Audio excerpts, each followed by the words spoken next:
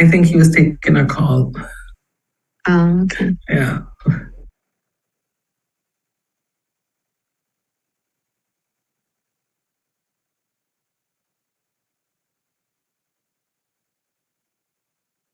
Hi, good afternoon, everybody. This is Claude Thompson. Good afternoon, Mr. Thompson. How are you? Welcome. Hi. Hi, Commissioner. How are you doing? I am great. All is well. Most things are. Okay. Trying to get my background thing going. I don't want to be left out. Thanks. Okay. I have to get into the spirit, right? Exactly. Yeah. But I think we have one that my company sent to me, so I'm going to use the same thing, but we've done quite a bit of personalization of it, you know? Okay, no problem. I'm trying to get it up. All right. But this thing is moving so slow, man. Okay. I don't know why. So just full disclosure, we are live on YouTube. Oh, thank you.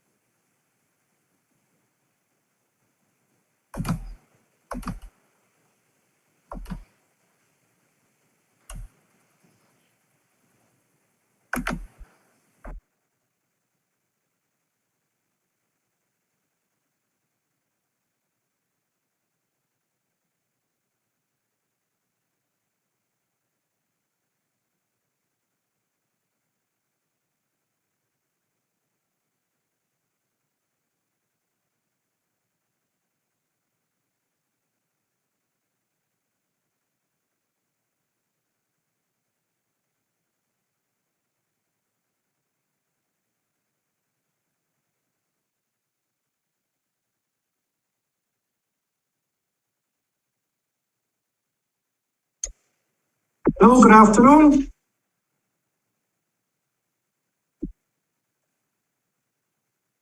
CG, how are you doing? Good afternoon. How are you, Nimal? HC, how are you doing? I am doing great. I hear we are already live on YouTube. So, persons are getting together. Welcome. Our international audience. Yes. We currently have 3 viewers on YouTube. President Betty, how are you doing? Does everybody know how to put up their backdrops? I believe I am one of the 3. Okay. Just double check. Am I doing it correctly, CG? Yes, yours is up and well.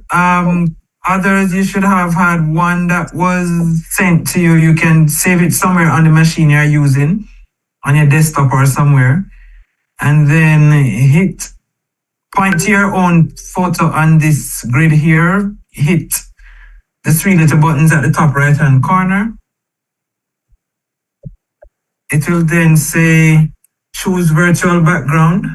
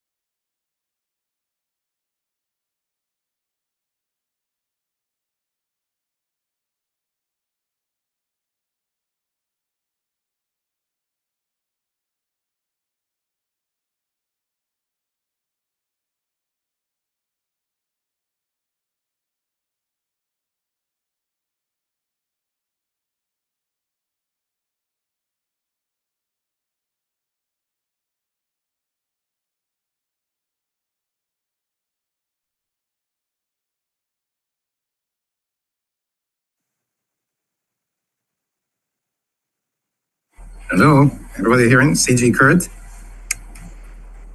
Yes, I think we are all here. Good evening, everyone. Good evening. Excellent. Good Thank evening. you. Thank you all for joining. I'd like to start by acknowledging the Honorable Orlando Terlong, Minister of State in the Ministry of Foreign Affairs and Foreign Trade, Her Excellency Marsha Kaur Laban, High Commissioner for Jamaica to Canada, Mr. Kurt Davis, Consul General at Toronto, Mr. Courtney Campbell, President and CEO of the VM Group and Conference Chair, representatives of our legacy sponsors, JN Group, Grace Kennedy Group, and Victoria Mutual Group. Ms. Angela Bennett, Regional Director, Jamaica Tourist Board, representing our platinum sponsors. Members of the Global Jamaica Diaspora Council and Youth Council. Honorary councils from across Canada, Montreal, Winnipeg, Edmonton, and Vancouver. Heads of the various diaspora organizations and associations. Members of the Diaspora Affairs team and conference secretariat.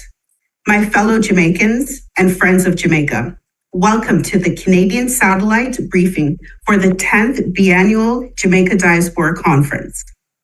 My name is Lisa Rutti, and I'm one of the Global Jamaica Diaspora Council elected members for Canada. And I'm delighted to be your moderator for this evening. Tonight, we're excited to bring you a briefing of the upcoming 10th Biennial Jamaica Diaspora Conference to be held June 16th to the 19th at the Montego Bay Convention Centre under the compelling theme, United for Jamaica's Transformation, Fostering Peace, Productivity, and Youth Empowerment. We hope that you will also join us on the 20th of June for the Diaspora Day of Service. This year, our conference will serve as a warm homecoming reunion, and we hope each of you will register and join us. To all my speakers this evening, in the best interest of time, we have established all protocols and salutations. I ask that you now give your attention as we observe the Canadian and Jamaican national anthem.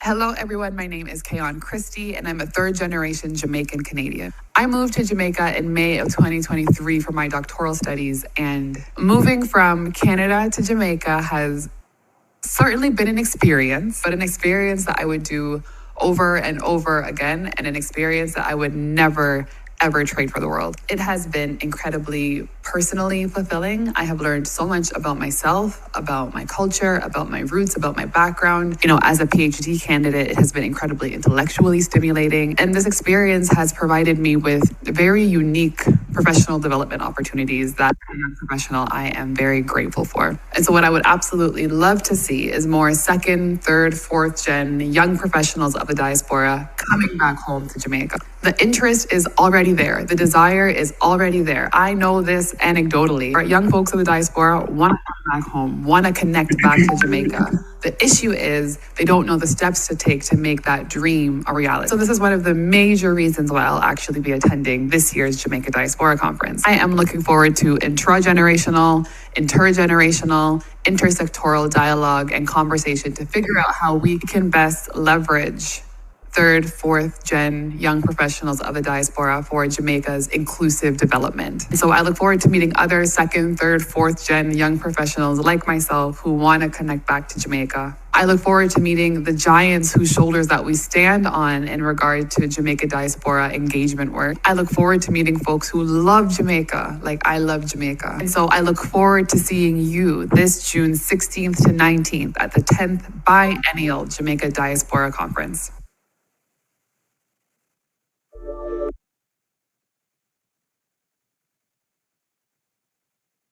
Excellent. I would like to take this opportunity to welcome and introduce to you Her Excellency Marcia Kaur Labon, the High Commissioner for Jamaica to Canada, for our welcome remarks. Thank you very much, Madam Moderator. Distinguished officials, guests, and participants, as recognized by our moderator, a pleasant good evening. The Jamaican High Commission and the Consulate General of Jamaica in Canada are delighted to host this satellite briefing for the 10th Biennial Jamaica Diaspora Conference, which will be held in Montego Bay, Jamaica from 16 to 19 June 2024.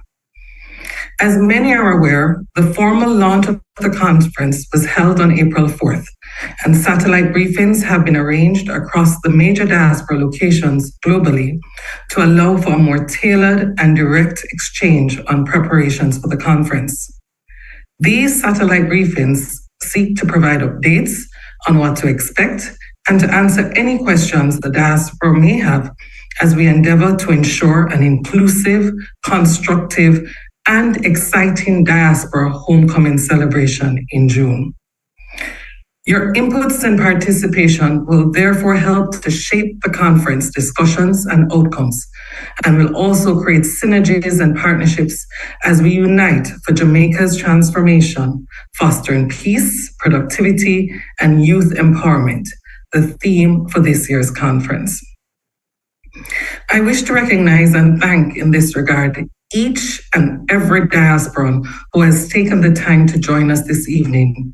Your presence is highly appreciated.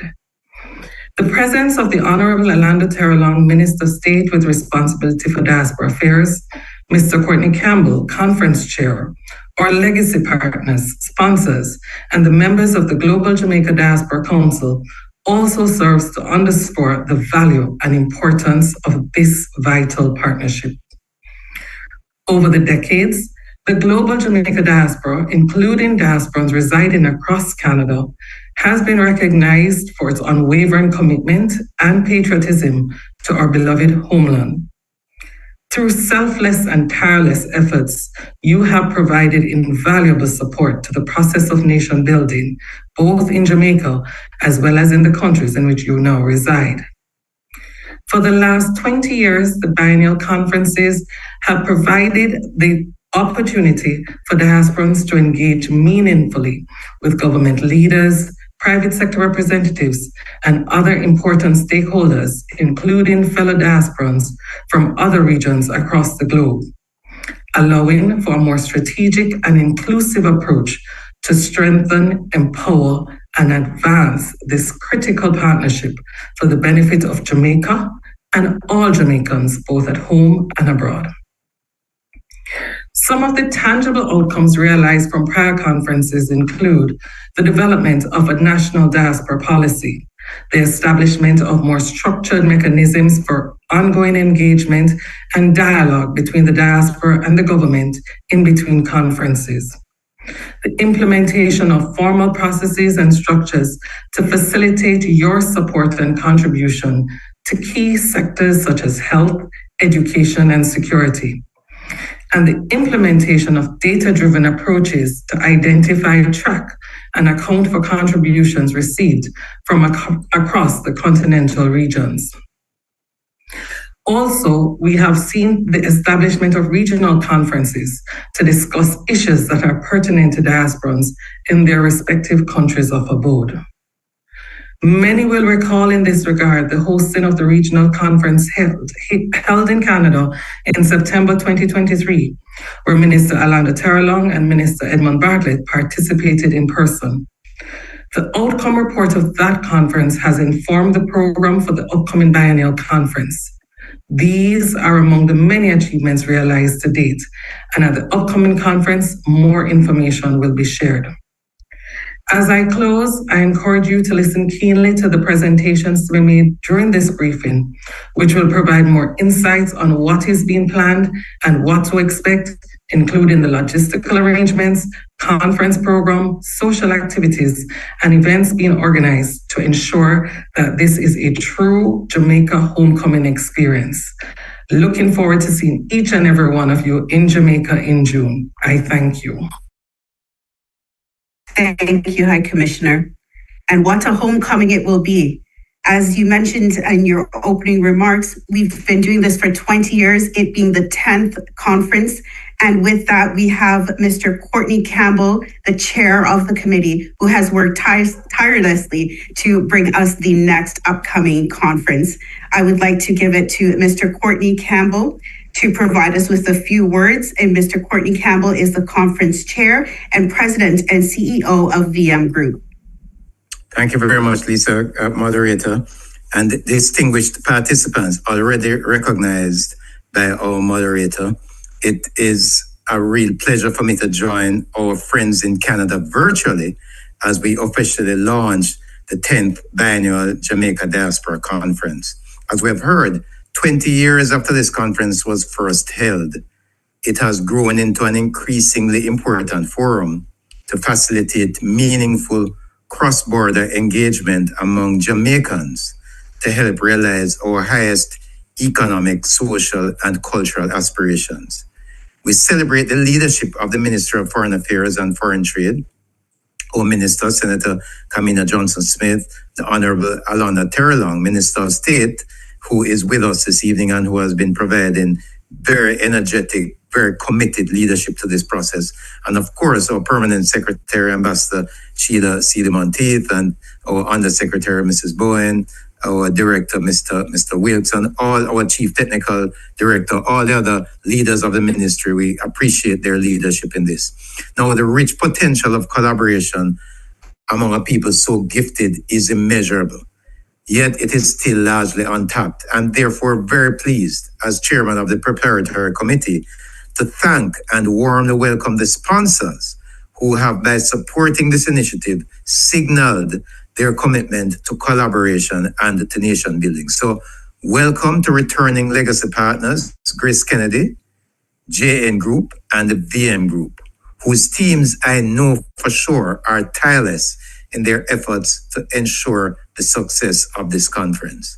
On behalf of the project manager, Lisa Ogilvie, who has worked very closely with us and continues to work very hard, I'm also happy to welcome our newest sponsors, Island Car Rentals, National Baking Company, Digicel, the Jamaica Tourist Board, Blue Maho Capital, who, by the way, are the first platinum sponsor from the diaspora, the Pinnacle Developments, the NHT, the Jamaica Stock Exchange, JMB Group, the Students Loan Bureau, Airports Authority of Jamaica, the RGR Gleaner Communications Group, which is our official media partner, and our business facilitation lead partner, Jampro. Thank you all for your support. Now, friends, This is the 10th Biennial Conference. We are targeting a strong, energetic turnout of 1,000 conference participants from overseas, plus approximately 500 local participants. And I want to say to us, you've heard the theme, United for Jamaica's Transformation, Fostering Peace, Productivity, and Youth Empowerment. Please focus on the first word, united, because, you know, Stephen Covey says, strength lies in differences, not in similarities. Our motto is out of many, one people. So that means it's not just the ethnicities that will be different, but our life experiences, our places of residence. So let's all come together. Let's bring our different perspectives, our interests, our experiences. That rich diversity in experiences will lead to a more successful conference. Jimmy Cliff sang about unity. We all are one. Bob Marley sang about unity, one love. So when we are united in Jamaica, we are unbeatable.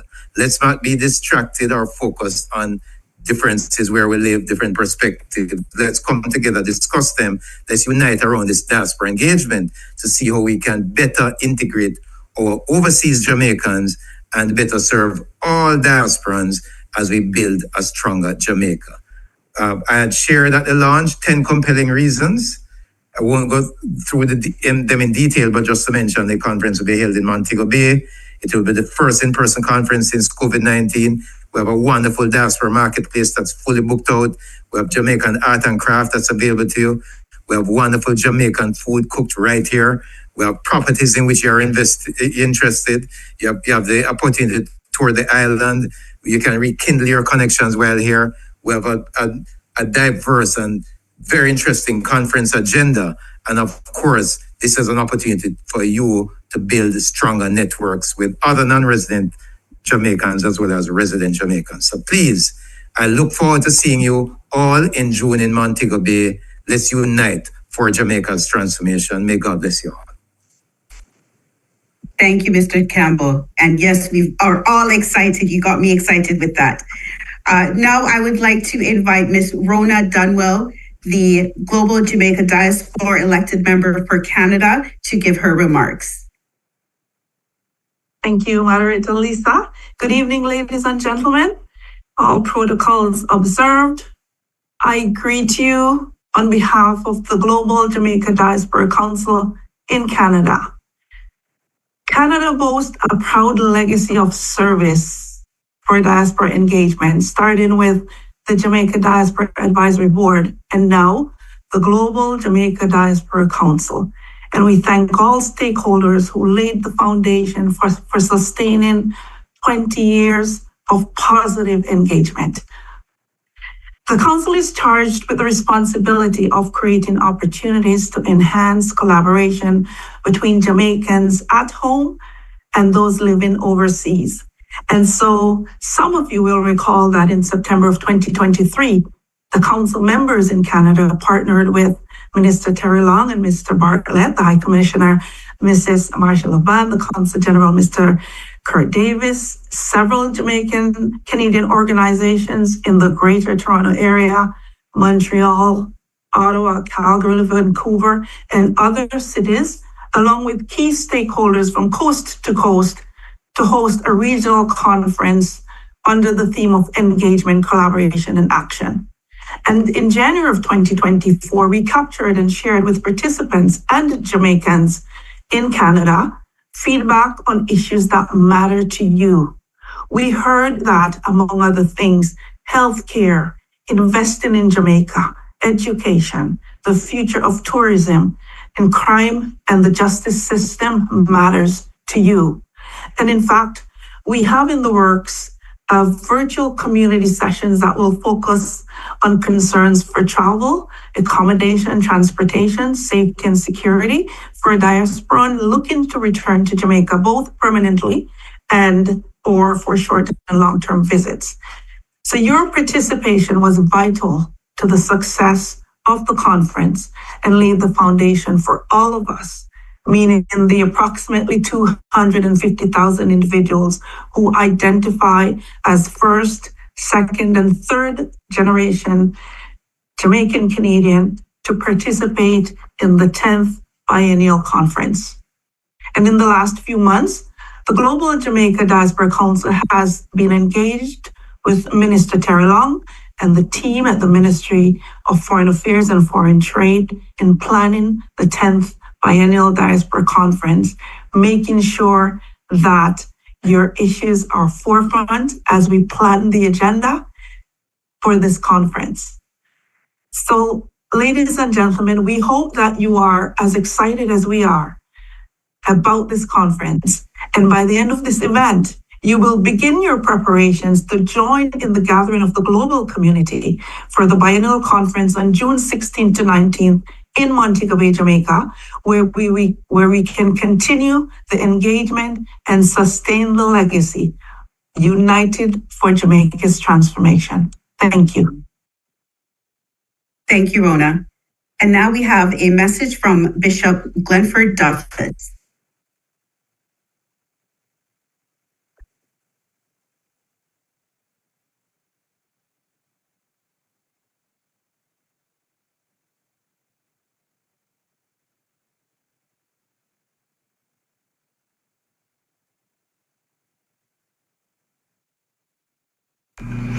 Greetings to all. My name is Glenford Duffus, Bishop of Ebenezer Holiness Church of God, and a member of the clergy living in Canada. Our island and our heritage and strong values have been instrumental in shaping my ministry and purpose. Now, we stand at a crucial juncture where our collective faith and action can propel Jamaica towards a future of prosperity and unity. The conference is our platform to galvanize spiritual leadership, fostering dialogue and development that resonate with our core values. It's an opportunity to lead by example, to share our experiences, and to contribute to a legacy of faith-driven progress. Plan to attend. It will be a diaspora homecoming to remember. Join us this June. Thank you for that message. And yes, what a homecoming it will be. Please allow me the honor of welcoming our legacy sponsors. First up, we will have Mr. Claude Thompson, manager of JN Money Canada. Then Mr. Namal Armatriagala, the president of Grace Foods, is Suzette Rochester, chief representative officer from the Florida Representative Office with Victoria Mutual Building Society. Mr. Thompson, you can start us off. Thank you, Mr. Master of Ceremonies, and I'd like to use the opportunity to join in observing all the protocols. I just want to say, my fellow Jamaicans, good evening. It is indeed an honor to bring greetings on behalf of the Jamaica National Group and our CEO, the Honorable Dr. Earl Jarrett. 2 decades. What an incredible milestone. This year's 10th Biennial Jamaica Diaspora Conference is indeed a grand event that signifies strength and celebrates the strong ties between Jamaica and its family around the globe. No matter where we as Jamaicans reside, we are vibrant citizens who maintain our identity and connection with our homeland. As we observe the upcoming conference under the theme, United for Jamaica's Transformation, which is fostering peace, productivity, and youth empowerment, we want to underscore the meaning behind the mission, which is simply uplifting, empowering, and transforming Jamaica and Jamaicans and our beloved Jamaica into a country that affords prosperity and opportunity for all. The conference stands as a pivotal gathering to that fosters a profound connection between Jamaicans dispersed across the globe and our cherished homeland. This annual event serves as a beacon, drawing together individuals living across the world, united by the love for Jamaica and share a commitment to its progress. Through vibrant discussions, networking, and collaboration, the conference empowers us to play an instrumental role in the nation's development by leveraging our expertise, our resources, and passion. We can contribute to the socio-economic fabric of Jamaica, driving positive change and uplifting the very communities that we are from. I thank you all for attending today. Our unwavering dedication to the betterment of Jamaica is not only commendable, but also representative of our collective understanding to build a better future for our generations and generations to come.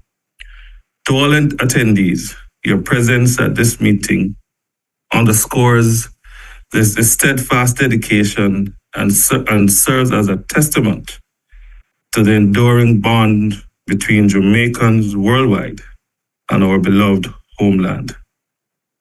Thank you for your commitment to building Jamaica for the better. As this conference marks its 10th occasion, this year also owes a special and significant time for the Jamaica National Group as we mark 150 years of service in August.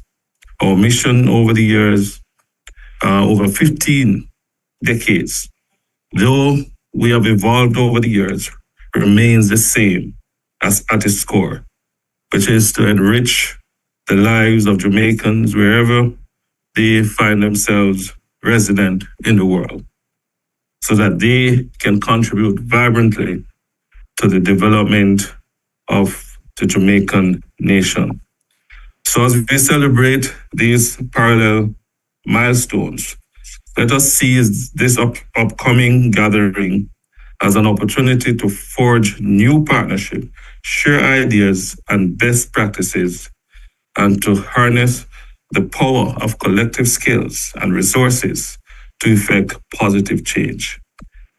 Let us make this 10th Biennial Jamaica Diaspora Conference another dynamic and impactful one, so that together we can build a better Jamaica that is prosperous, peaceful, and brimming with opportunities for all.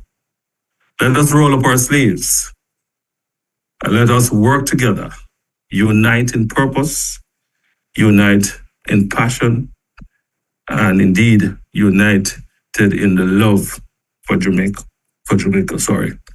So one love, and may this conference initiate sincere actions that will redound to the achievement of our many possibilities in Jamaica. See you all at the conference in June. Thank you very much. Thank you. And Mr. Armatrigala.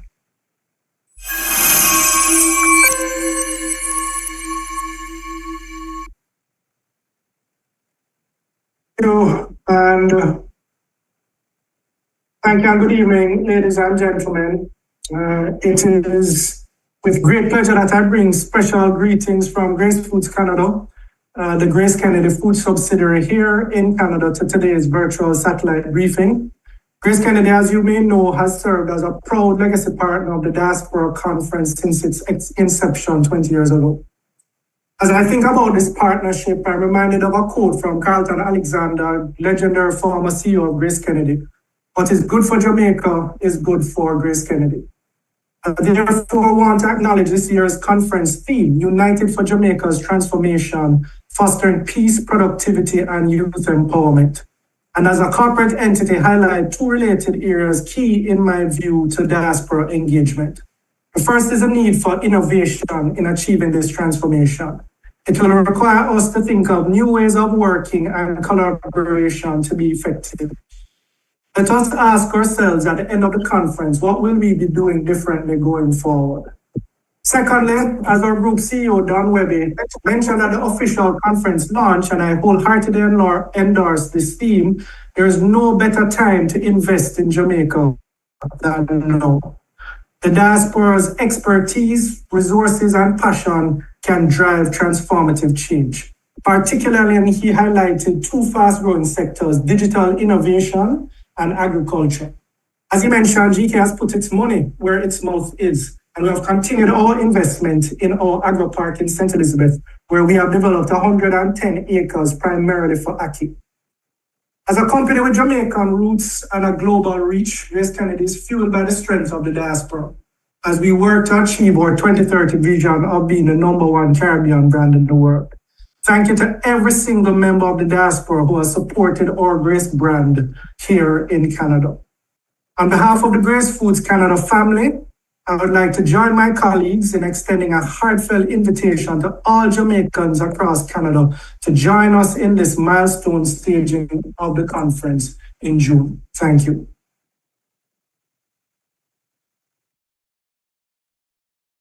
Thank you. And we have our representative from VM Building Society. Yes, thank you.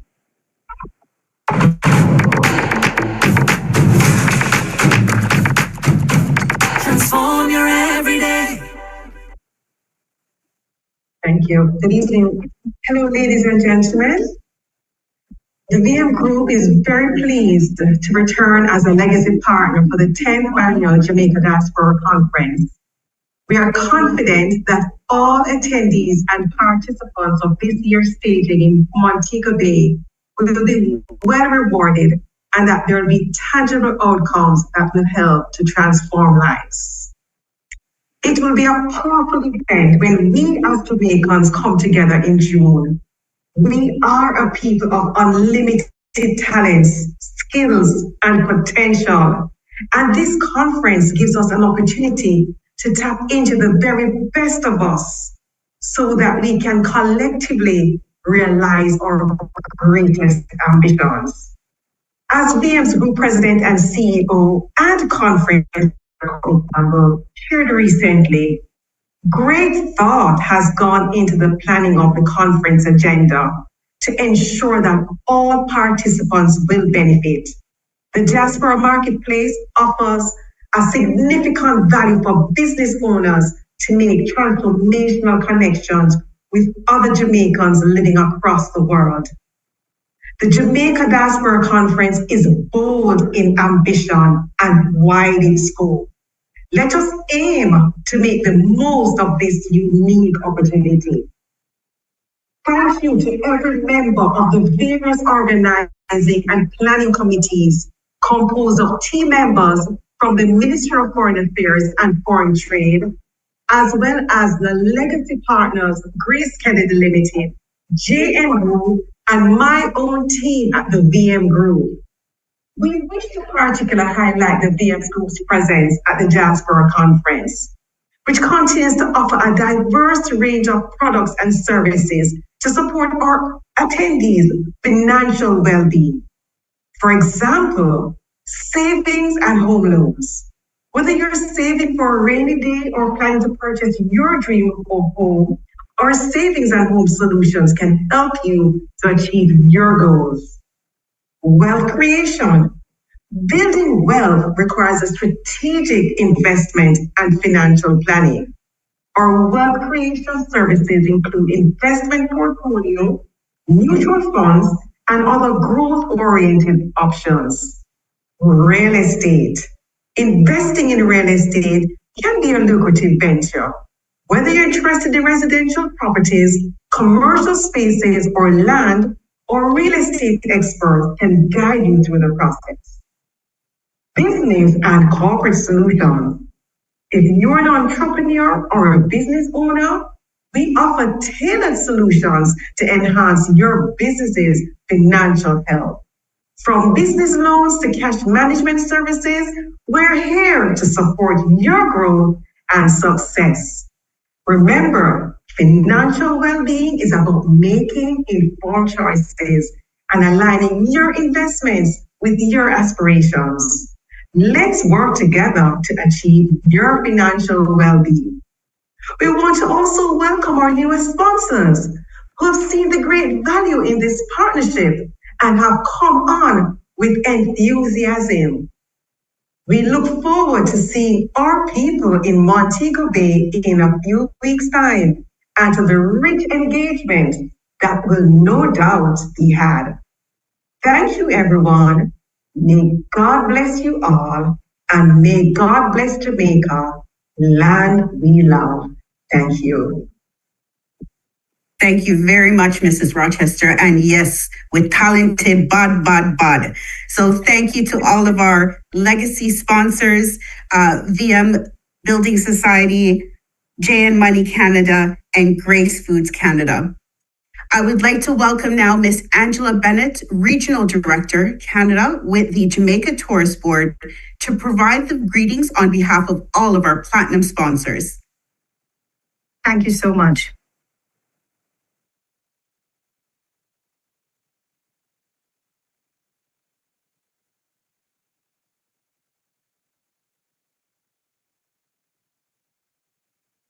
The Jamaica Tourist Board sends heartiest congratulations to the Ministry of Foreign Affairs and Foreign Trade.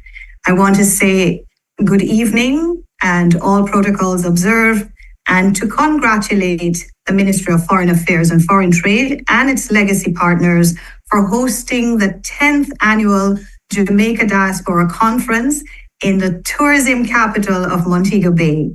After a 5-year hiatus, the historic return will not only explore how we can unite for Jamaica's transformation, but it will also showcase Jamaica's rich culture and the picturesque landscape through destination experiences. We are very happy to be part of this conference, and which will help to promote brand Jamaica as the ideal destination for meetings, incentives, conferences, and exhibition, something we call MICE in the tourism world, along with a unique cultural experience, which it will in turn provide economic benefit for the country. The global value of the MICE sector for tourist business for this year, 2022, was $876 billion. And between 2023 and 2030, it is expected to rise at a compound annual rate growth of 7.5%. This conference will help us to tap into the extensive and lucrative tourism value chain. It is only fitting that this conference be held on island, which is a symbolic of the trust that is placed in the country's ability to host events of this magnitude and in a safe and friendly environment. Just last year, Jamaica's visitors' arrival approximately 4.1 million, which represents 16% increase over 2022. And in the first 2 months of 2024, we welcomed over 1 million visitors to our island. This speaks to the high level of confidence that is placed in the destination and its product offerings. Jamaica's tourism industry relies on investments and events like these to discuss and strategize on ways to contribute to the country's growth and development. The implementation of strategies conceptualized from the conference will enhance the destination tourism offerings and increase visitors' arrivals and earnings. The Jamaica Tourist Board remains committed to supporting initiatives like these that provide value and aligns with our mandate, bringing heads to beds. So warmest congratulations again, and we look forward to the partnership with the ministry and a very successful staging of the Jamaica Diaspora Conference. I'm happy to share with you that from the Jamaica Tourist Board, we are supporting you with negotiations with Air Canada in providing special discounted rates for delegates that are attending the conference. This will be shared on the website and during your registration. We have also assigned 2 of our top performing travel agents that can assist all delegates to the conference with booking Jamaica, hotels, packages, transport, and airline offerings. So we are standing very strong behind this conference and supporting it in every way we can. Thank you so much. Excellent, thank you. And I believe we have a presentation.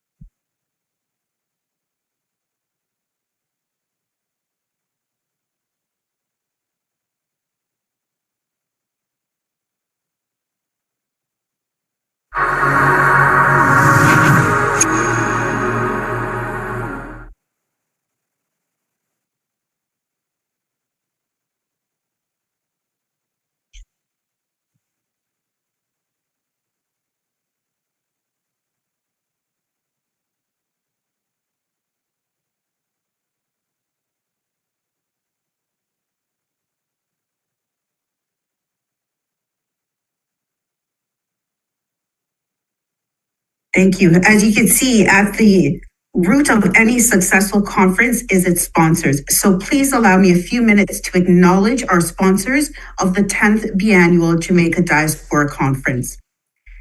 Our legacy partners again, Grace Kennedy Group, JN Group, VM Group.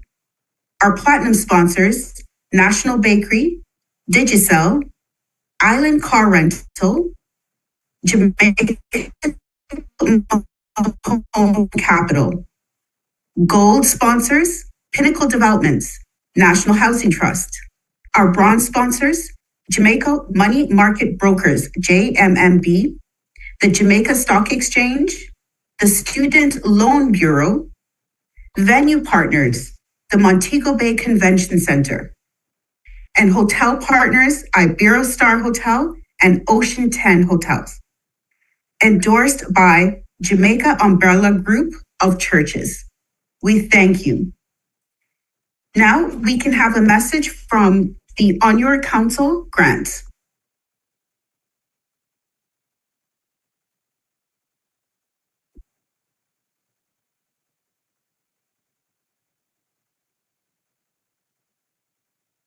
Greetings from Montreal, Canada. This Diaspora Day of Service on June 20th, following the conference, will be an important opportunity for us to give back and to help make a difference in our beloved island. The Jamaican Association of Montreal will be participating in the Day of Service by refurbishing the boys and girls washrooms at the Black River High School in St. Elizabeth. Now, you can make plans for your own activity. Let's support local communities, and by doing so, improve the fortunes of our fellow Jamaicans.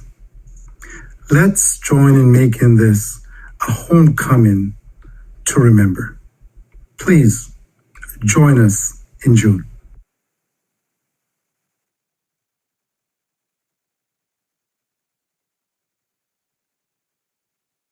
Thank you, Council Grant.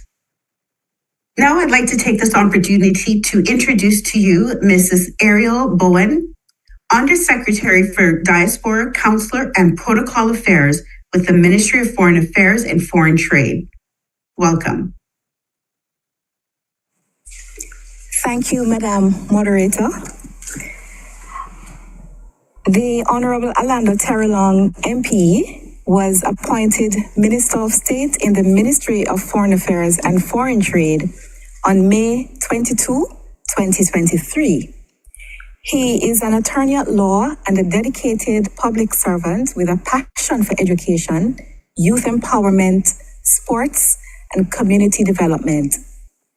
A graduate of Campion College and the University of the West Indies, he earned his law degree and was later called to the Jamaican Bar after completing studies at the Norman Manley Law School, where he was the recipient of several awards and represented the law school and Jamaica internationally.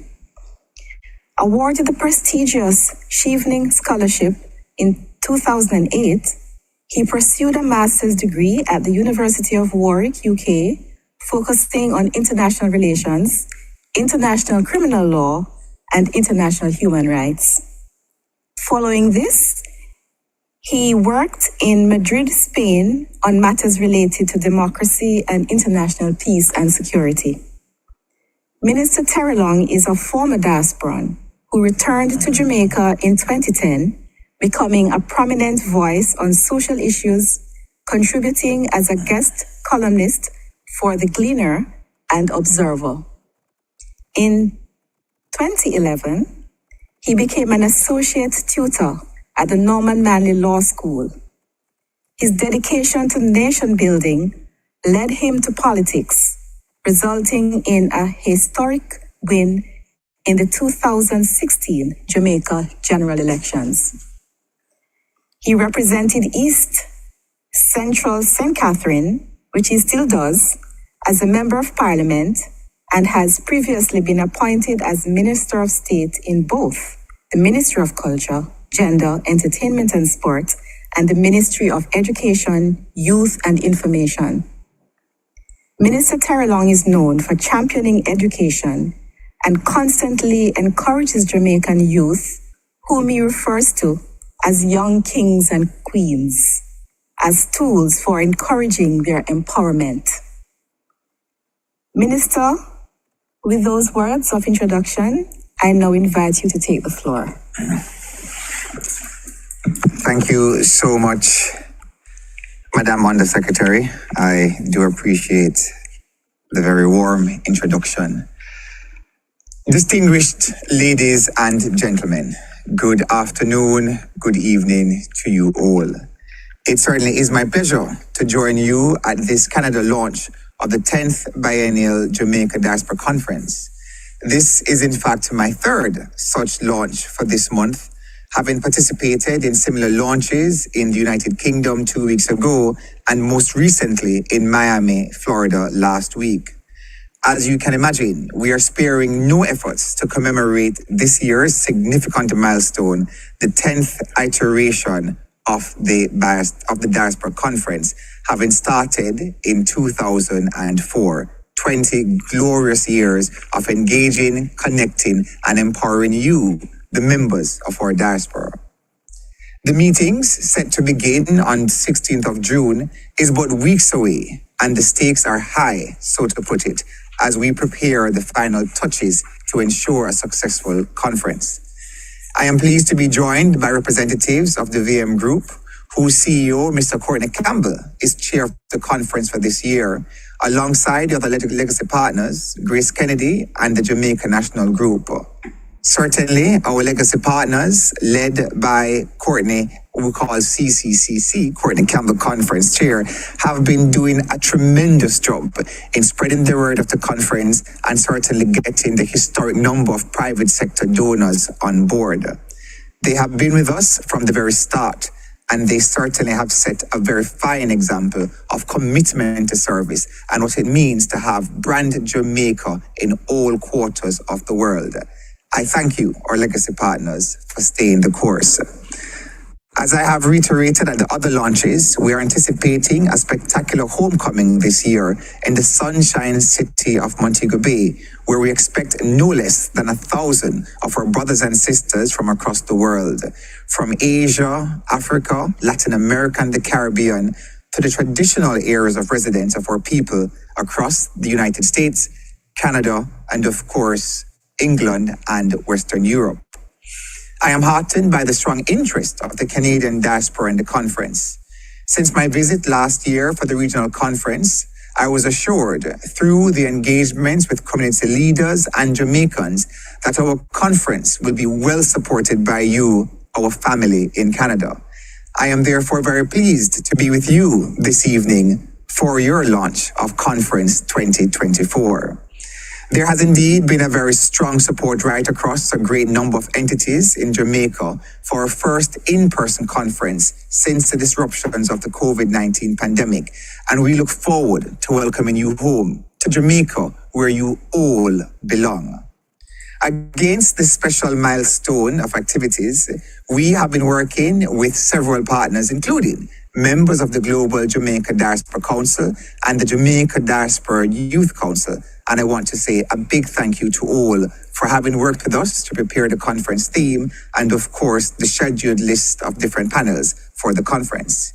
You have been working very hard and certainly must be acknowledged in this regard. The diaspora members also include Ms. Lisa Rutti and other hard-working members across Canada, along with representatives from other regions. The planning committee has certainly been working together to ensure that our theme, entitled United for Jamaica's Transformation, Fostering Peace, Productivity, and Youth Empowerment, is one that supports the mandate of uniting for Jamaica's growth, development, and of course, the empowerment of all Jamaicans as we work towards the Vision 2030 to leave no one behind. Ladies and gentlemen, a Jamaica that wins is a Jamaica that wins for all Jamaicans, both at home and in the diaspora. And so we work together, united, for a successful conference. As we welcome you in Montego Bay from the 16th to the 19th of June 2024 for a time of fellowship and dialogue, you will also have convenient access to government and private sector services and investment opportunities, as well as to air critical issues that impact Jamaica's advancement and provide support for youth empowerment. I therefore use this opportunity to provide some important updates as we go forward. We are particularly pleased that a former member of the diaspora in the UK, Dr. Kevin Brown, who was recently installed as the 5th president of UTEC, of course, congratulations to Dr. Brown, is chair of the program and content subcommittee set up to review and refine the conference program. We are proud to have the endorsement also of the Jamaica Umbrella Group of Churches, which will be instrumental in planning the church service set for Montego Bay Convention Centre on Sunday the 16th of June. Indeed, it has been our treasured tradition to invoke the presence of the Almighty in major national events as we fellowship together at this conference. Will be no different. To say that this year the level of support for the conference and sponsorship has been going well would be an understatement. Indeed, the support has been phenomenal.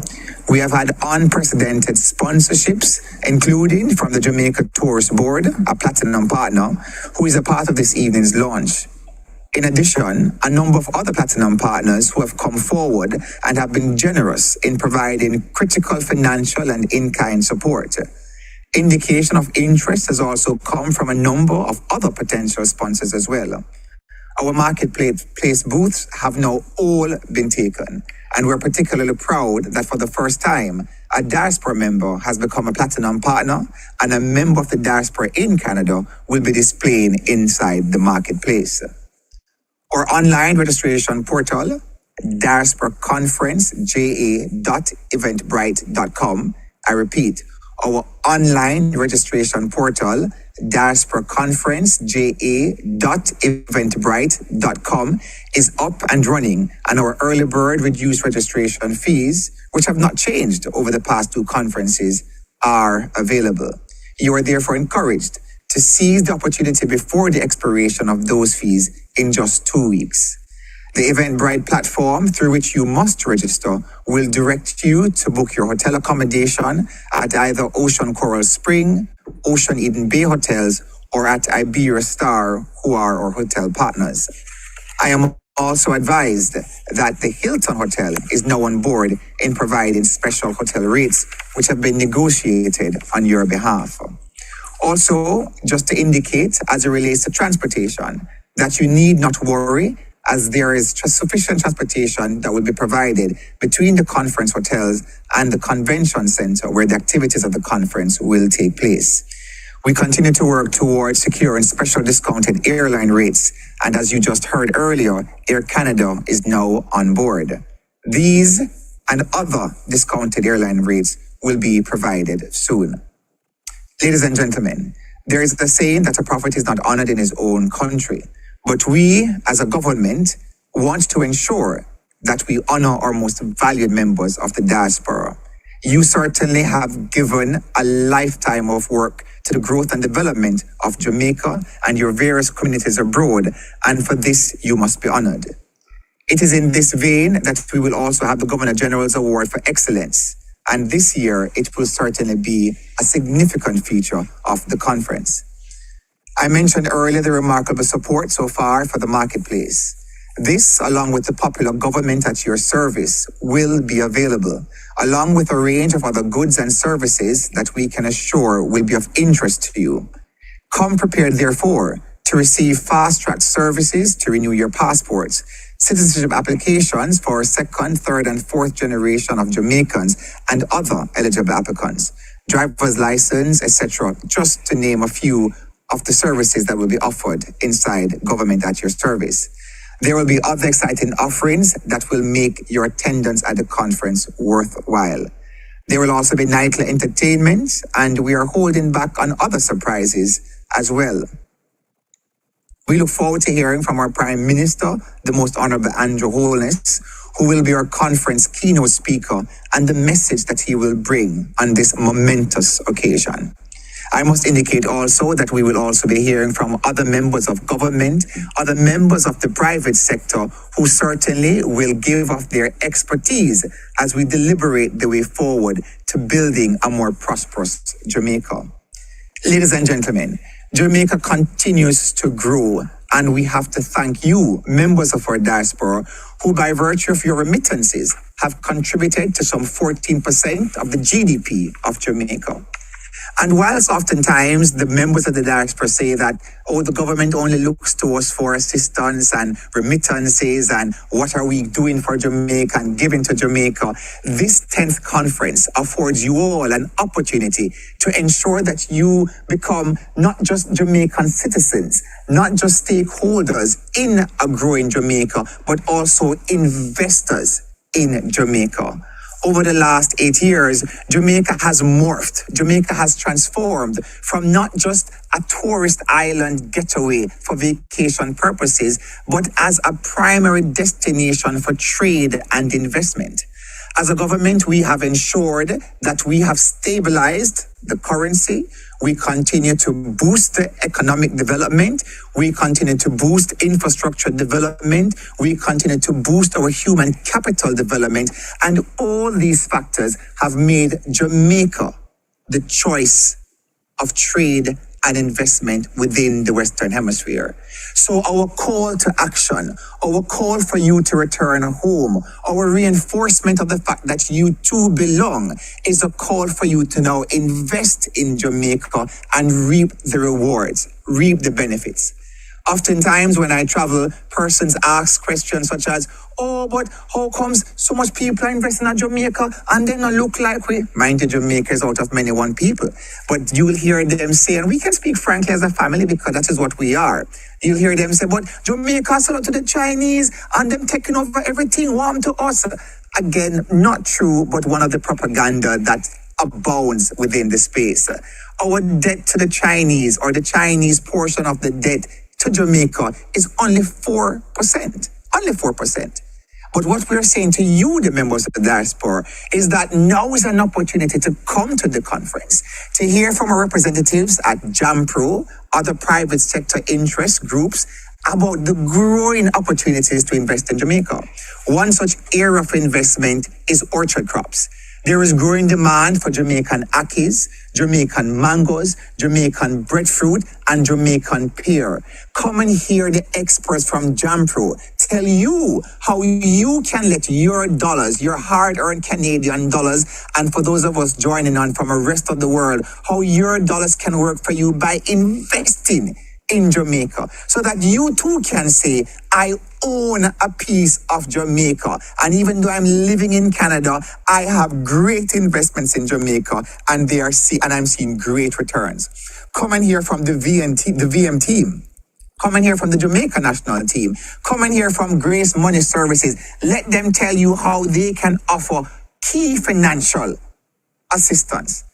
Between Jamaica National and between Victoria Mutual, for example, you can discuss getting mortgages so that you can invest in the growing real estate market in Jamaica.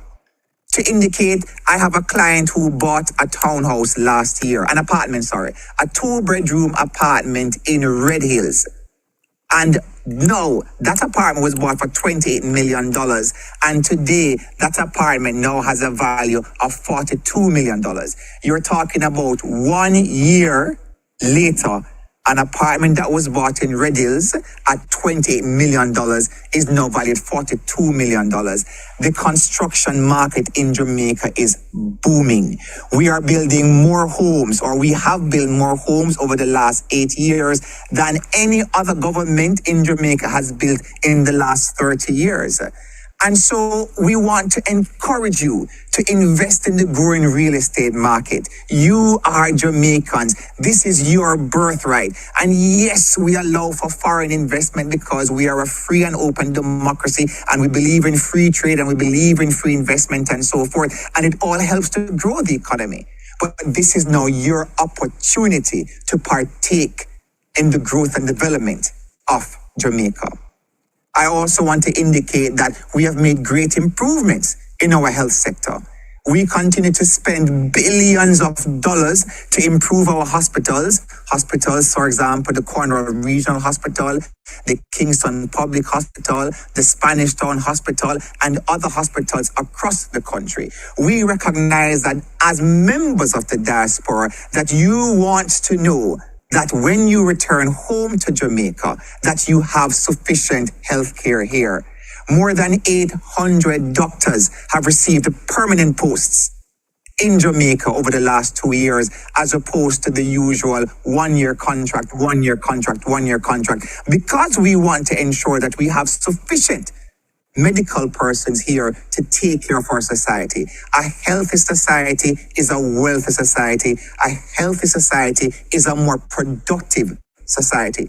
And so, notwithstanding the propaganda that you hear oftentimes in the WhatsApp groups that, oh, the healthcare system in Jamaica is breaking down and nothing is happening, to quote a former prime minister of this country, mash down that lie. There has been unprecedented spend of billions of dollars in our healthcare sector because we want Jamaicans at home and Jamaicans abroad who will return home to have the benefit of a country that invests in the health and well-being of its citizens.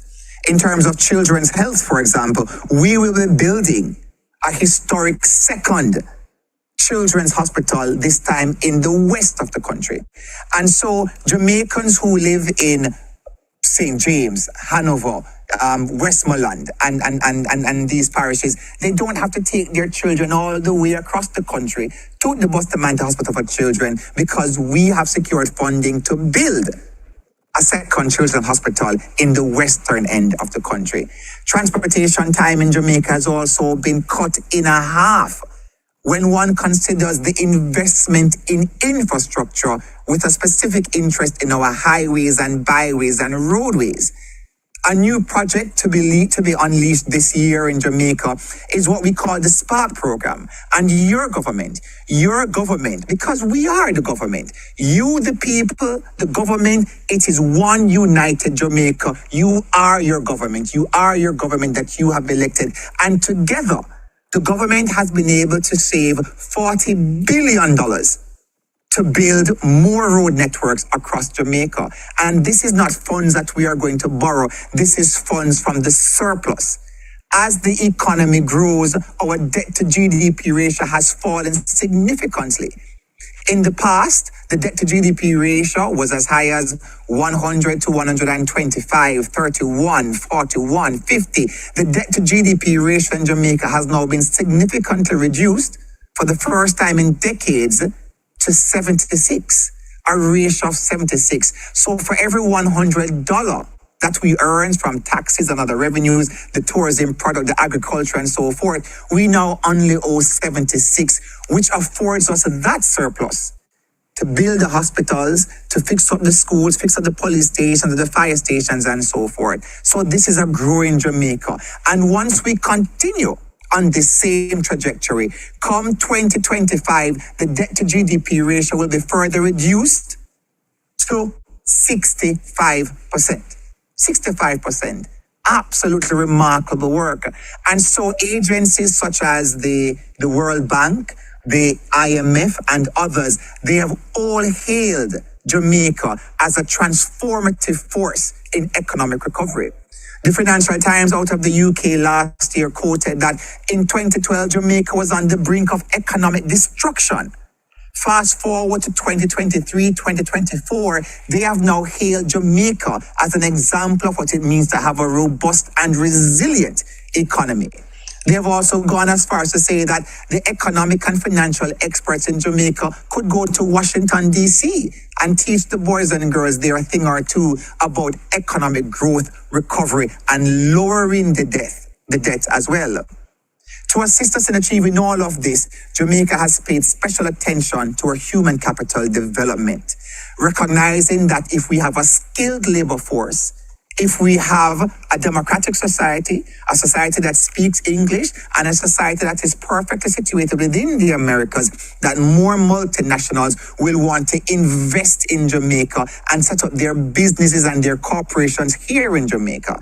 And so we have been working with the Heart Training Institute, who will be on display in your governmental services. And they have, when I spoke to Minister Dana, she indicated, she said, Minister, I want her to have at least 3 booths because they want to display to you, the members of the diaspora, and to the rest of the world, the advances in technology that have been taking place and the various activities to upskill the youth and our labor force in general here in Jamaica to make Jamaica more attractive for investors.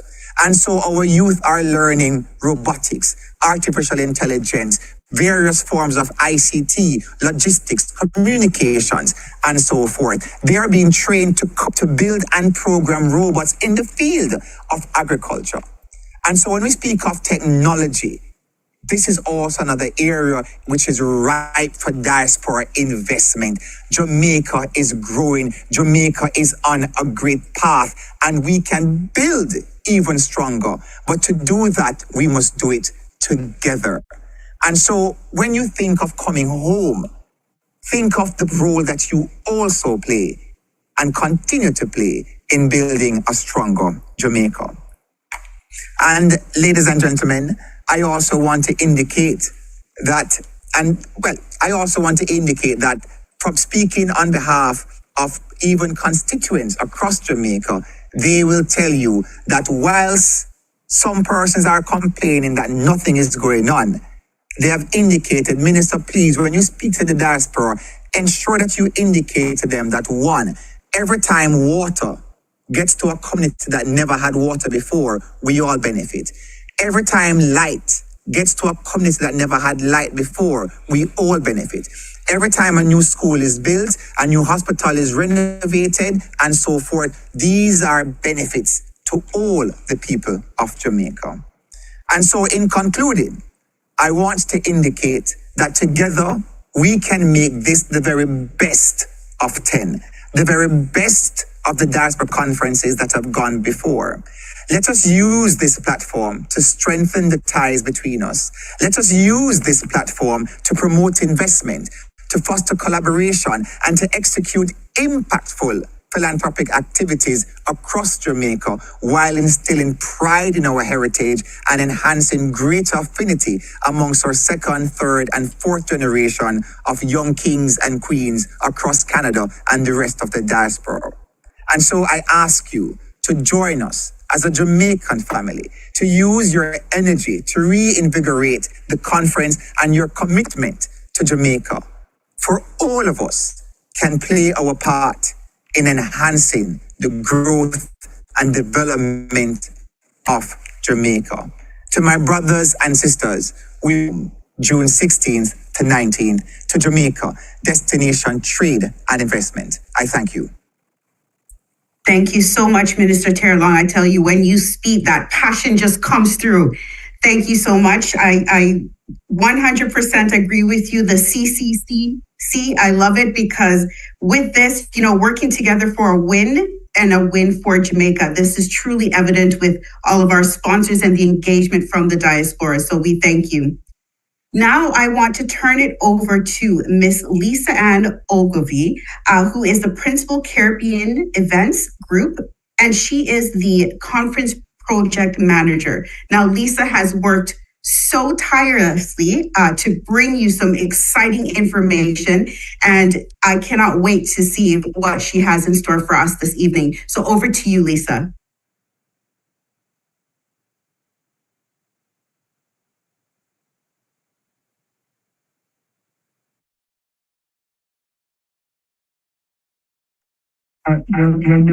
Just need to unmute there, Lisa.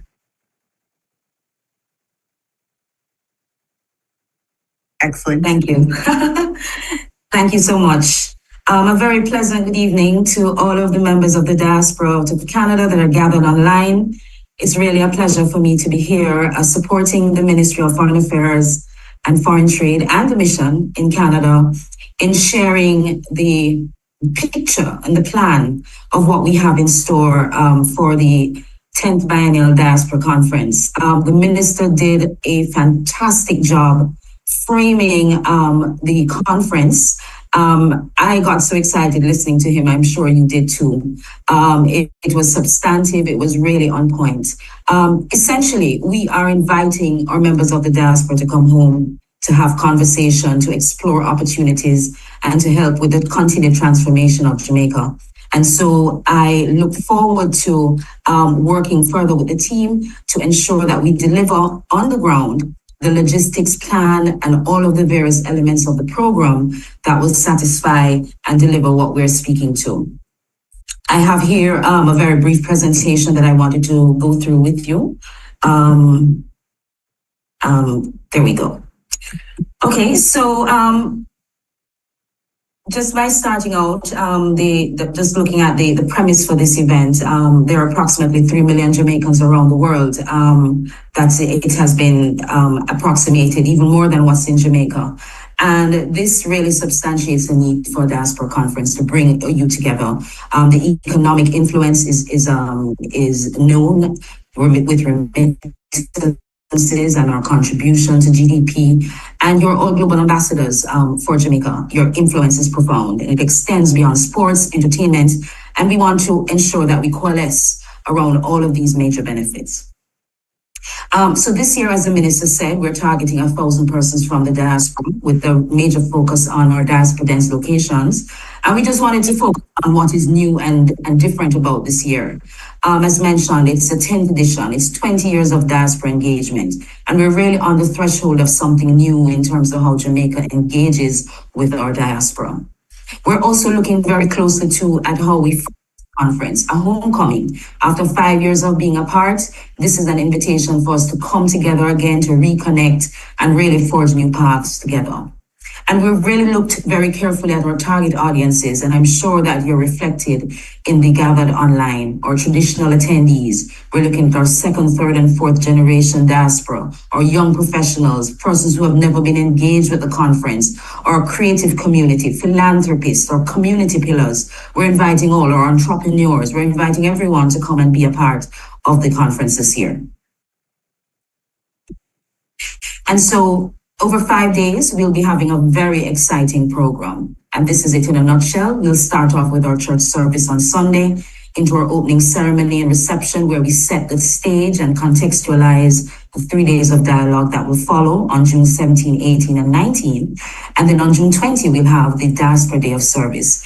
It is a day that exemplifies the diaspora's engagement with Jamaica. The rollout of philanthropic efforts is unprecedented. Persons simply planning projects in groups or individuals to come to Jamaica on the June 20th to deliver and to serve. And it's an amazing experience all around. But a very quick overview of the program. So we have the program dialogue, as the minister spoke to just now, driven by a theme or national development agenda. definitely very specifically focused also on your interests as well. That has helped to frame the program that's been put together by Dr. Kevin Brown. We have our marketplace. Very happy to and excited to follow up with the minister to confirm that the marketplace has been fully sold. It is a fantastic melting pot of the public and private sector and even participation from the diaspora. Our Government at Your Service program with fast track services. And it's a Jamaican experience. So we're ensuring that we have a strong cultural entertainment overlay over the program that will include entertainment, Jamaican personalities, and all of that will be happening. We'll also be having a number of special events that will be staged by our legacy partners as well, awards recognition, some power breakfasts, and we look at some targeted discussions around key areas, and excursions and tours, very important. And of course, our Diaspora Day of Service. Our partnerships have been highlighted throughout this program, but we cannot overemphasize the importance of these public and private sector partnerships to deliver. And our marketplace, sold out. It is absolutely amazing. The private and the public sector, the cross-section of the ministries, departments, and agencies who are eager to engage directly with the diaspora. They're all on board, from HEART, Ministry of National Security, Jamaica Tourist Board, Ministry of Education, Ministry of Health, you name it. The ministries, the departments, and the agencies are there, willing to engage, willing to share about the major projects that they're undertaking, willing to listen and to engage with the diaspora as we look at how we further integrate members of the diaspora into our national agenda. Another quick photo here showing the marketplace.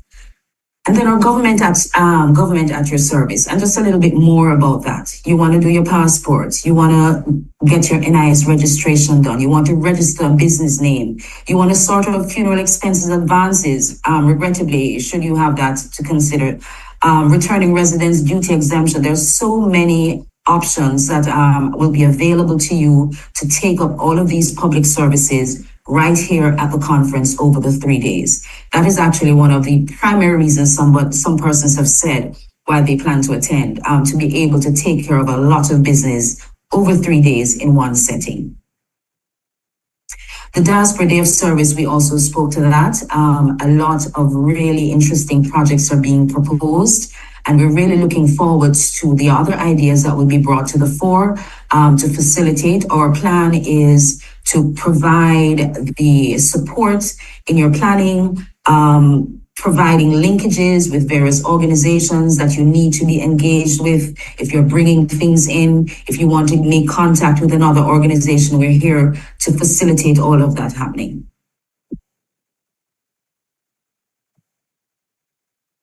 The minister spoke to it just now. And this is our registration portal, the Diaspora Conference Jamaica Register, or you can go to diasporaconferenceja.eventbrite.com. And this is a quick shot of the platform, really easy to maneuver. There's a lot of information there that you can go through to get a full understanding. We have our agenda also on the platform, so you can have a sense of what will be happening on a day-to-day basis, hourly by hour. So you can plan your program when you come home. We know that a lot of persons coming in from the diaspora, you tend to also visit with family and friends, and so you can plan your program really effectively. In terms of accommodations, as the minister said, a little bit more detail, with Ocean 10, the Ocean Coral Springs and Ocean Eden Bay hotels, double occupancy is $182.70 per person, double occupancy, $233 per person. So we have a range of options that are available, depending on our participant interests. They're all on the website again, and you can also register. Iberostar is also offering some really good rates in comparison to what is happening now. Jamaica is a really big deal. Everyone is coming to Jamaica now. We've been really negotiating hard to ensure that we had some decent rates for our participants. And in terms of airline arrangements, Air Canada, I'm really looking forward to sharing further on behalf of the ministry and the team. The details of that, we'll be putting that on the website as soon as possible to facilitate our members of the diaspora in Canada being able to make your bookings. And so we're calling you all home, inviting you home for a pivotal homecoming. It's going to be an amazing experience. The exhibitors or partners are extremely engaged. There'll be a lot in store, and we're looking forward to delivering a very organized, a very exciting, a very impactful diaspora conference with your participation. Thank you very much. Thank you so much, Lisa Ann. We are excited and we are ready. We know what to expect. We know what to look forward to. Thank you so much. You're very welcome. Thank you. Thank you. So I'm not sure, did we play your video already? Coming up now. Thank you, David.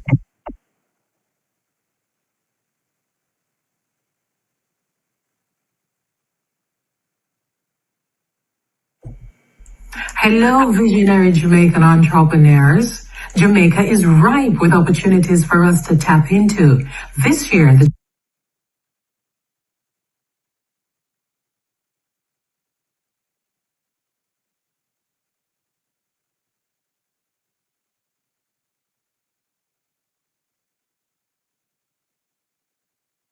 Looks like we lost the audio there. Let's try that again. We're doing well with technology so far, so bear with us a few more minutes. Hello, visionary Jamaican entrepreneurs.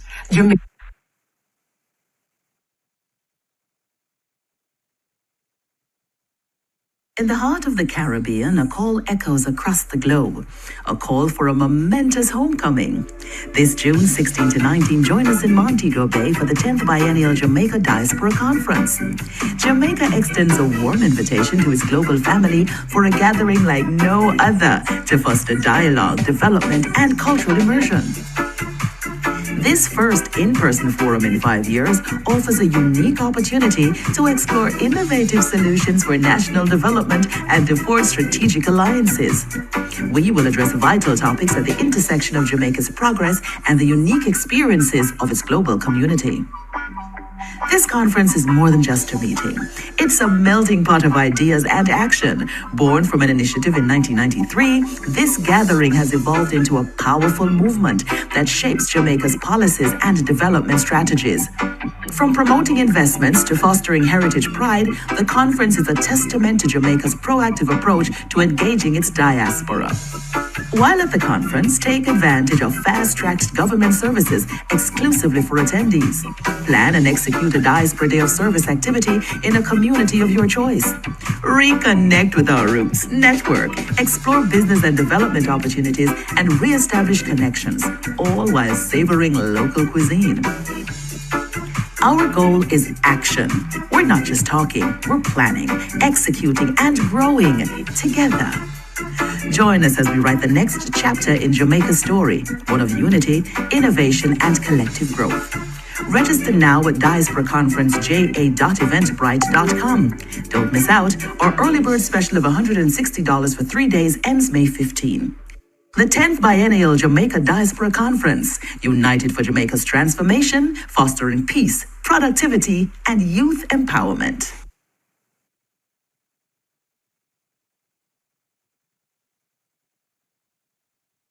Excellent. So we are throwing up right now some of the contacts to make your travel arrangements. You can take a picture of that. And while that's up, I really think we have a great opportunity here to hear from our diaspora members who have attended our regional conference as well, to talk a little bit more about their experience with the marketplace. And that is Miss Elizabeth Ainsworth with Esmond Curry. We're also going to call to the table as well Miss Kuna McKenzie, who is the Director of Business Development and Communication, Passport and Immigration and Citizen Agency. And then we'll also have Miss Elaine Thompson, real estate broker and Jamaican entrepreneur. We welcome you to the stage.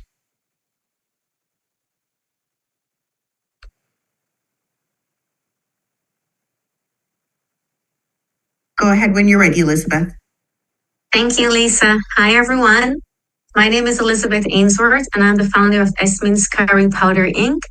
At the 10th Biennial Jamaican Diaspora Conference, I'll be showcasing Esmond's Curry Powder to raise awareness about our enduring recipe of over a century. There is an inspiring story behind Esmond's Curry Powder. It is a special blend of Jamaican curry powder. And coming to the conference, you can learn more about our story behind the product. Embedded within our company are values such as honesty, excellence, loyalty, and partnership. We continuously help our team members to grow through honest communication, ensuring excellence in delivery of our product, committed to our loyalty for producing an authentic product, and these combinations are what we use to bind our partnership to prepare Esmond's Curry Powder. Whilst it is imperative for our business to be profitable, I believe our main purpose in life is to help others. The story I'm writing through this entrepreneurial journey is to inspire others to elevate themselves and give back so we can continue to uplift each other. I hope to see you at the 10th Biennial Jamaican Diaspora Conference in Montego Bay. Thank you. Thank you so much, Elizabeth. Welcome. Thank you. I thank the moderator for observing all protocols of acknowledgement. Ladies and gentlemen, esteemed guests, and members of the Jamaican diaspora community, it is with great pride and privilege that I address you today on behalf of the government at your service, GOVAY's participants. Over the years, this gathering has served as a beacon of unity, resilience, and progress for Jamaicans worldwide. As we reflect on our journey and look towards the future, let us reaffirm our commitment to strengthening the bonds that connect us and harnessing the collective power of global Jamaican family. This conference provides us with a platform to not only celebrate our achievements, but also to address pressing issues facing Jamaica and its diaspora. From promoting investment and entrepreneurship to advocating for social justice and education, our collective efforts have the power to drive positive change and shape a brighter future for generations to come. As GOVAYs, we are dedicated to fostering a culture of transparency, accountability, and excellence in public service.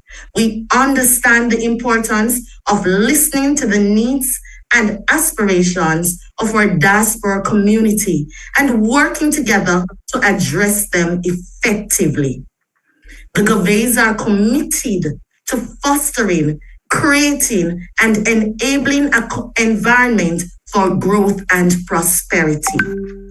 As we embark on this journey together, under the theme, United for Jamaica's Transformation, Fostering Peace, Productivity, and Youth Empowerment, let us leverage technology and digital platforms to enhance communication and engage with our diaspora. Let us all prioritize initiatives that promote education, entrepreneurship, and social empowerment, ensuring that every Jamaican, regardless of location, has the opportunity to thrive and succeed. In closing, I extend my sincere gratitude to each one of you for your dedication, passion, and commitment to Jamaica.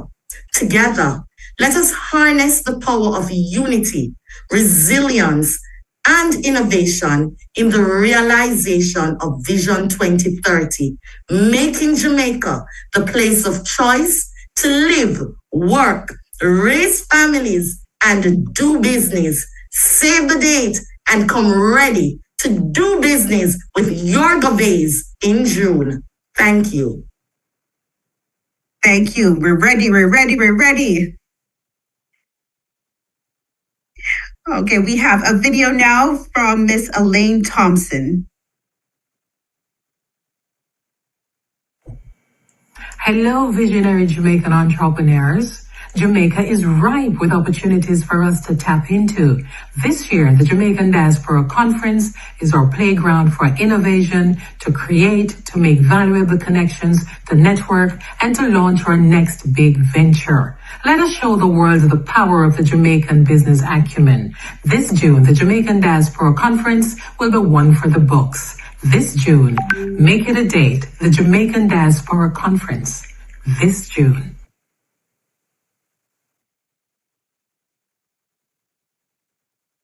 Excellent. So now we are going to move on to our next endorsement. I'd like to invite Dr. Sylvanus Thompson, a member of the Global Jamaica Diaspora member as well.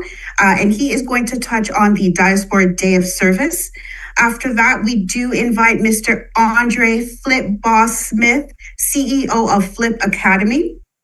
And then we'll also hear videos played by Carla Laird, who is the Vice President of the Jamaican Canadian Cultural Association of Vancouver, of BC, and Mr. David Pennant, President, Jamaican Canadian Association of Alberta. Over to you, Dr. T. Thank you very much, Lisa. The Jamaica Diaspora Day of Service provides an opportunity for Jamaican organizations and individuals to donate their time, their resources, and their skills to community projects in Jamaica. And over the years, teams from Canada have contributed significantly to Jamaica Day of Service projects. These include painting, landscaping, and donation of equipment and supplies. So the Catherine Hall Health Center in Montego Bay, a major health fair in Bull Bay, St. Andrew, and the most recent health fair and school garden project at the Victoria Primary School in Clarendon. And this year, it will be no less. Already 3 projects have been identified, including the one mentioned by Honorary Council Grant earlier. The other one will be at the Mount Olive Basic School in Johns Hall, St. James. This is a community-led basic school that has been operating for over 30 years for students aged 3 to 6. And the team will be doing some painting, some minor repairs, refurbishing of some of the equipment, and donating supplies, school supplies to that school. So we look forward to that. And the other project will be done by Single Mothers Inspiring Leadership in Education, SMILE. They'll be hosting a community gifting initiative in Exchange, St. Anne. The team will provide care packages for women and other event participants. So you are being encouraged to join one of these projects or any other one on June 20. So see you in Montego Bay on June 20 for the Diaspora Day of Service. Thank you very much.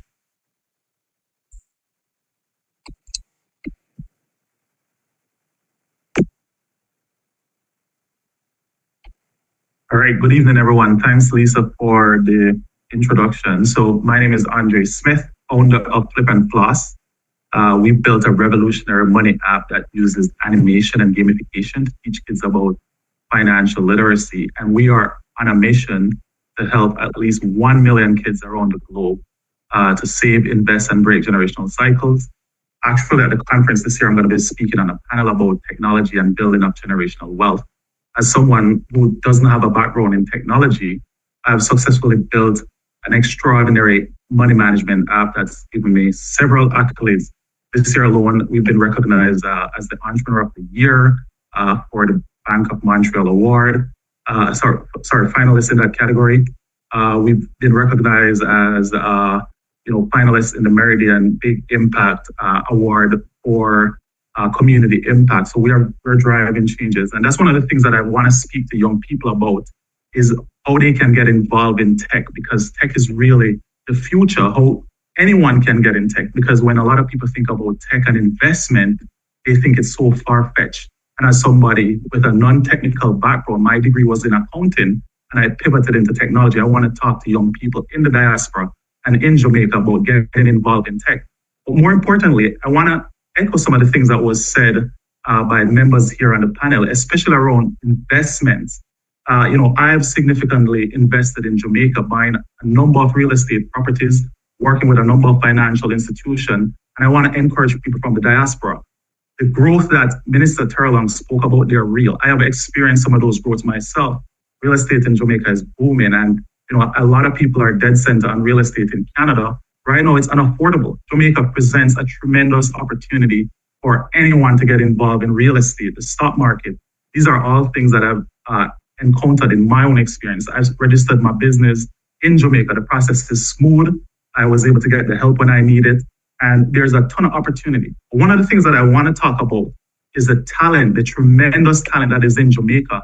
I want to recognize that 50% of this company that I've built was built by Jamaican. Our animators are from Jamaica. Our initial developers are from Jamaica. Our UX designer comes from Jamaica. These are exceptional individuals that without their help, I would not have gotten all the recognition that I'm getting in Canada. So I want to recognize that, people in the diaspora looking for different talent, they should look to Jamaica for opportunity because significant talent exists in Jamaica. I also want to talk about mentorship opportunities. I am currently engaged in several mentorship programs in Jamaica through the Global Diaspora Mentorship Academy that's currently being built. That's something that I'm really excited to be a part of. I'm also a part of Yes Global that provides mentorship to high school students. I want to encourage people in the diaspora to see how they can get involved by mentoring young people and transferring some of the skills and the experiences and the opportunities that we've been exposed to in North America, in the countries like Canada that present such beautiful opportunity. And lastly, I want to recognize the tremendous growth opportunity that exists in Jamaica in the areas of technology and artificial intelligence.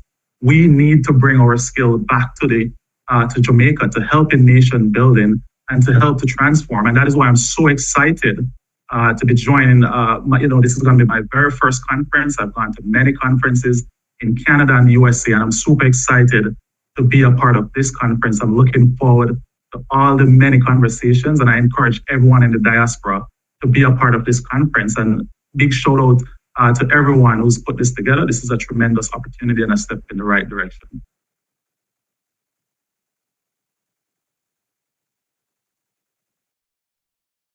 Thank you, Andre. And we look forward to seeing you at the conference. Up next, we've got 2 videos to play from our members in British Columbia as well as in Alberta.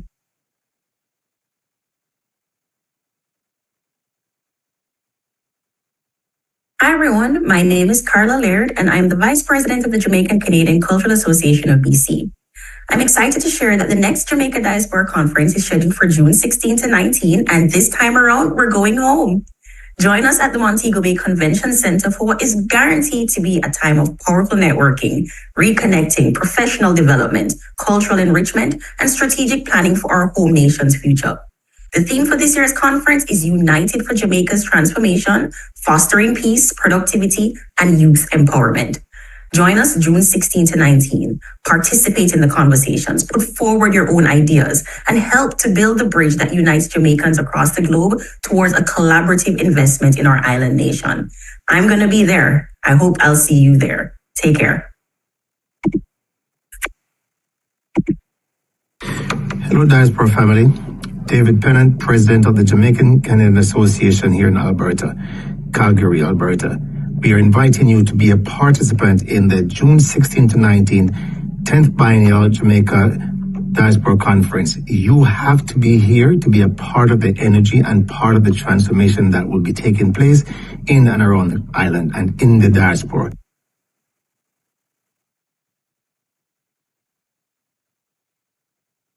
Excellent. Thank you, thank you, thank you. I hope everybody is excited and ready to book, know how to register, know where to book, and we are all excited and looking forward to seeing you. But before you go, we're definitely going to hand it over to anybody who has any questions or comments they'd like at this time.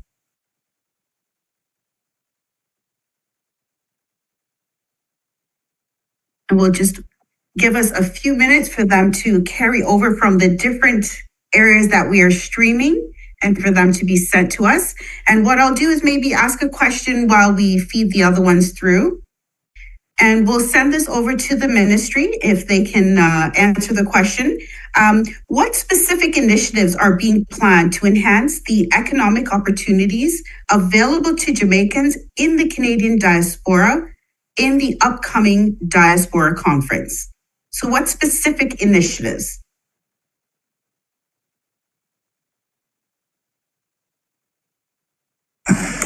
Hi, Lisa, how are you?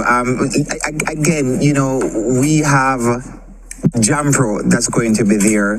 We will be launching our new investment, our new investment portfolio, our new investment program.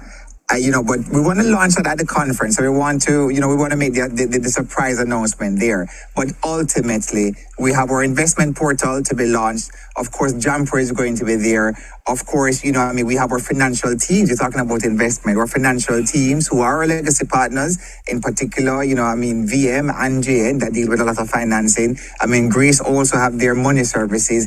And again, the government ministries, departments and agencies with key focus in terms of AI development, sci-tech development through HEART. Then you have the agricultural portfolios. Then of course you have, as it relates to construction, housing, building developments, etc. So really, the entire conference is an opportunity not just for Canadians, but for all our diaspora, all our family who live abroad, to truly invest in Jamaica. The stock exchange team is going to be there as well. Again, that's a great way to invest in Jamaica. So it really, really is a lot. And one other thing, even when you speak of science and technology, we'll also be hearing in terms of citizen security, a big discussion, and how as a government we're using science and technology to reduce the crime rate in Jamaica. So already year to date, crime rate in Jamaica has been reduced by 14%. This is something that people are not talking about. You're not getting it being pushed in the media. You're not getting it being pushed on the WhatsApp groups. But crime is actually down in Jamaica by 14%, and that's a big deal. So when you see it in the WhatsApp groups and you say, Jamaica is this and Jamaica is that. And so if you listen to the negativity and the propaganda, some people would have you believe that Jamaica is the worst place in the world.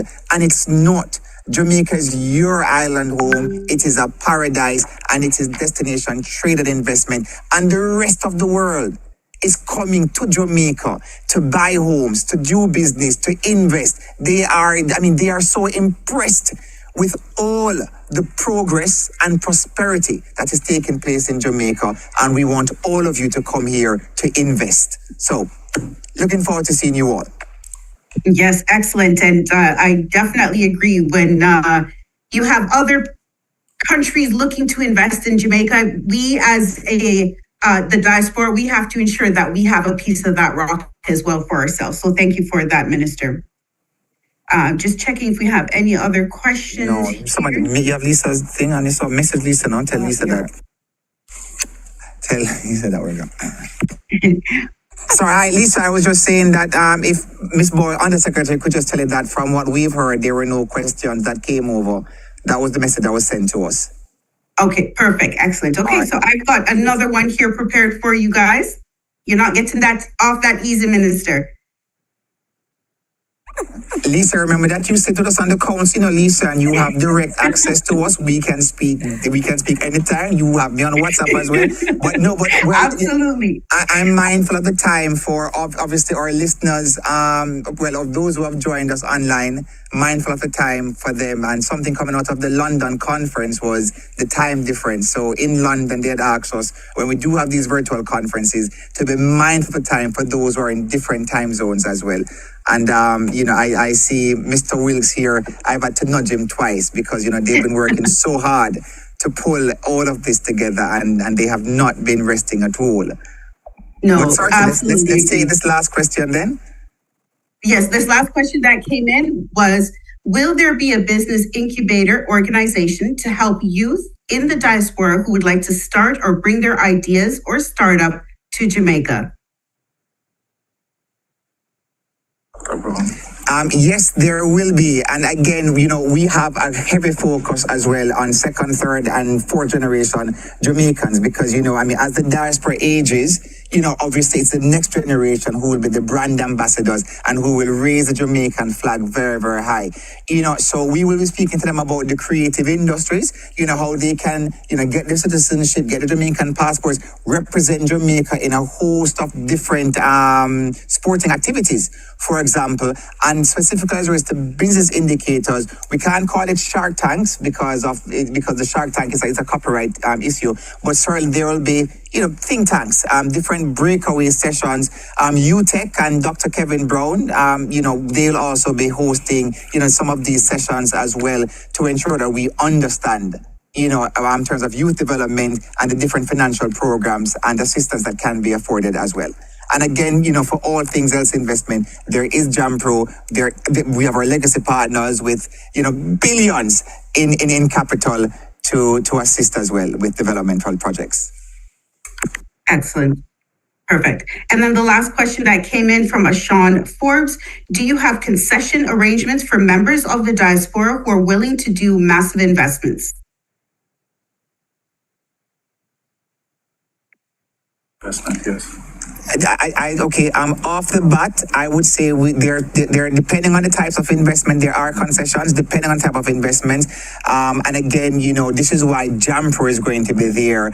And of course, the team from Ministry of Finance and other agencies so that we can really delve into these things. But I do know that we'll have several topic discussions on finance, investment, trade, in addition to other topics, for example, education and health. Of course, as I mentioned, citizen security, and of course, SciTech, looking at even at AI as well. Excellent. Perfect. So if we could add as well, thank you, Lisa. Please remember as well that the marketplace is going to also have these various booths that will be speaking about projects that will be ongoing. We know, for example, that the Ministry of Agriculture has quite a few of them, and you heard about orchards that are being developed and so on. So there are all kinds of, it's an investment. There's a huge focus in this conference on investments, so there will be something for everyone. Even Bloomer, absolutely. Including, Bloomer, who a diaspora company that is doing, great things. They were at our Miami launch as well, and of course, they're one of our platinum partners as well. Excellent. Yes. So lots to look forward for everybody. Thank you all for your great questions. We now have come to the close of our time together this evening, but I'd like to hand it off to Mr. Kurt Davis, Consul General of Jamaica at Toronto, for our closing remarks.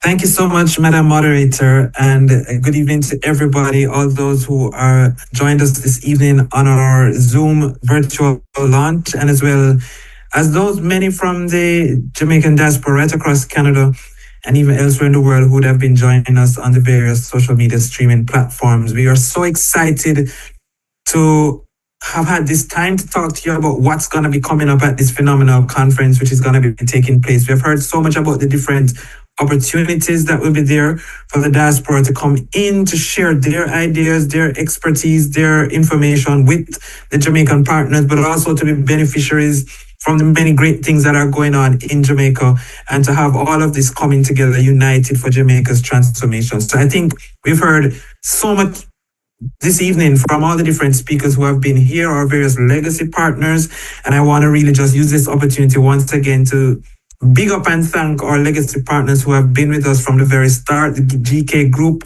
the JN Group, and the VM Group. Certainly thanking you very, very much on behalf of everyone for your constant support. I have to also, of course, big up our platinum sponsors, National Bakery, which I believe ministers one of our new sponsors this year. Welcome to National Bakery, and also to Digicel and Island Car Rental, and of course, Jamaica Tourist Board. And I'm so very pleased to have had this evening the Canada rep for Jamaica Tourist Board, who we have heard is working hard to work on some deals for us to fly in to Montego Bay in this June. And then our other platinum sponsor, Blue Maho Capital. We have also had our gold sponsors, Pinnacle Developments and the National Housing Trust, and our bronze sponsors, JMMB, the Jamaica Stock Exchange, and the Student Loan Bureau. We thank them very much for their support.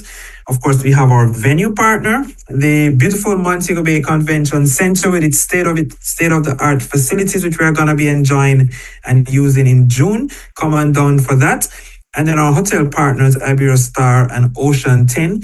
People, if you know that Jamaica is known for anything in the tourism sector, our beautiful, fabulous hotel facilities. So come and stay at our hotels and enjoy yourself when you go back in the evening after the fabulous evening events that are going to be on the program, which we didn't emphasize, but there are a lot of wonderful social events that will be taking place each evening. And afterwards, you go back to the hotel, you'll have a fabulous time there, but just make sure you wake up in time to come to the morning session, okay? And of course, we recognize our media partner, RJR Gleaner Communications Group, and the endorsement by the Jamaica Umbrella Group of Churches. Now, everybody, it's time to get this word out there. Let everybody else know what great things are coming up for the conference in June. Let them know that registration is now open. You will shortly be seeing our registration slide with our QR code. If you just take a picture, scan this QR code, register now.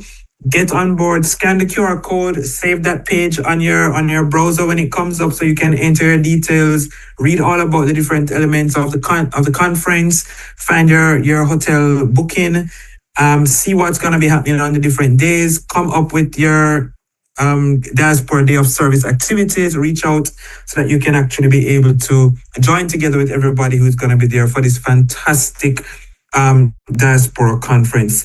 So I really want to just encourage everybody to get into registration right now. Support this conference. It's a wonderful way for us to all come together as Jamaicans who are over here in Canada. We have bright ideas, we have concerns, we have all of this. Let's get together in Montego Bay, put it all out there on the table, and we come out with good, tangible outcomes that we can follow up on in the period thereafter to make Jamaica that better place that we all want it to be. So thank you all very, very much. I want to make a very good thank you to our Minister Terry Long, for being with us this evening to give us a keynote address and the information as to what is going on. I want to thank all the different speakers and presenters who joined us this evening to give their part as well. And most of all, I want to thank our audience all across social media for joining us this evening. Enjoy the rest of the night. Follow us all on social media. Keep up to date on what's going on. We look forward to seeing you in Montego Bay, June 16 to 19 and 20th for the 10th Biennial Jamaica Diaspora Conference. Have a great evening, everyone.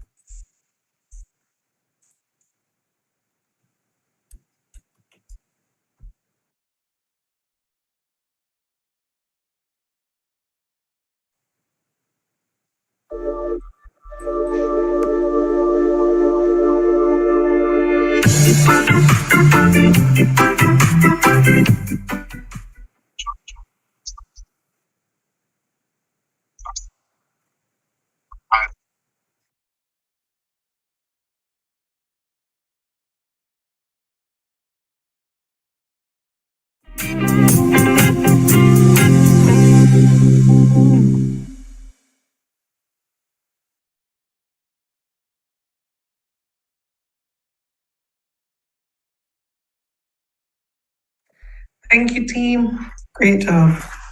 Yeah. Thank you. Have a good one. Thank you. It's great. It's a great kickoff. Thanks, everyone. We did it. I think I can breathe now. Bye. Have we stopped streaming? No. Oh, okay. Hold on.